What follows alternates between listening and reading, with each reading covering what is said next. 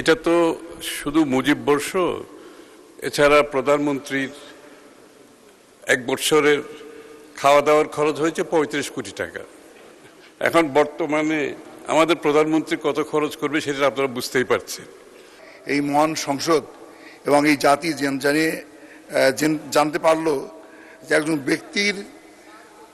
ব্যক্তিকে প্রচারের জন্য আমাদের এই দেশের কষ্টার্জিত অর্থের ৯৮২ কোটি ৯১,৭৪,০০০ টাকা ব্যয় করা হয়েছে। নিঃসন্দেহে এটা একটা বিরাট, আমি মনে করি, নিন্দনীয় বিষয়। এবং এই বিষয়টির ব্যাপারে আমার প্রশ্ন হলো মাননীয় মন্ত্রী মহোদয়ের কাছে, উনি কি জানাবেন যে বিপুল অর্থ, সরকারি অর্থ ব্যয়ের কোনো নিরীক্ষা বা তদন্তের উদ্যোগ গ্রহণ করা হয়েছে কি না?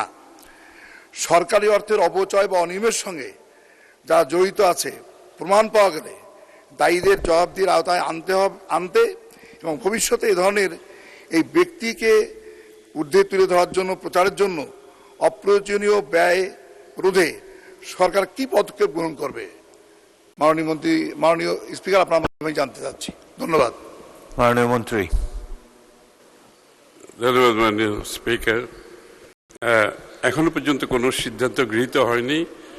এটা তো শুধু মুজিব বর্ষ, এছাড়া প্রধানমন্ত্রীর এক বছরের খাওয়া দাওয়ার খরচ হয়েছে ৩৫ কোটি টাকা।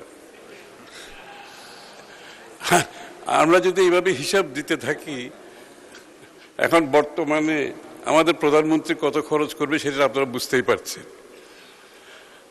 তো এইটার আসলে শুধুমাত্র একটি বিষয় তো না, অনেকগুলো বিষয় আছে। সবগুলোর বিষয়ে ক্রমান্বয়ে আমরা স্টক টেকিং করছি। পরবর্তীতে এটা কোনো সিদ্ধান্ত গৃহীত হবে ভবিষ্যতে, আমি নিশ্চিত। ধন্যবাদ মাননীয় স্পিকার।